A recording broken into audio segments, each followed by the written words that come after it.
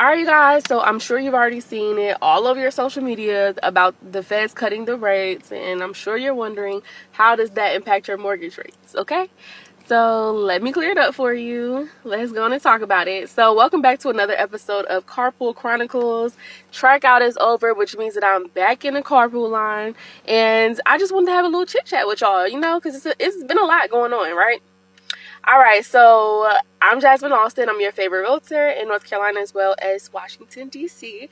And if you're looking to purchase outside of any of those areas, just let me know. I have a ton of partners I can connect you with, along with a lot of resources that I can use to help you along your journey.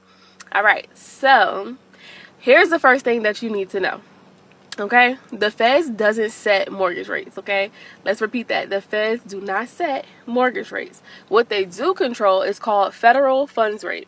So that's a short-term rate banks charge each other. Okay, so what it can do is it can influence borrowing costs, but it's not the same as mortgage rates. Okay, and so I know you're thinking like, okay, if that's the case, why is everybody talking or linking the two? So because the feds make a move, or whenever they do make a move, investors pay attention. Mortgage rates often shift based off of what the market expects that the feds will do. So not just on what the feds actually announce, okay? And so that's why we've already seen some small dips prior to these announcements in the mortgage rates. So investors had already been anticipating this cut for a while, right? And that expectation was already priced into the market.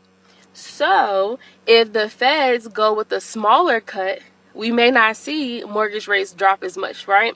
But if they make a bigger move, then we could definitely notice a little bit more relief when it comes to the mortgage rates. So here's what this means for you as a buyer.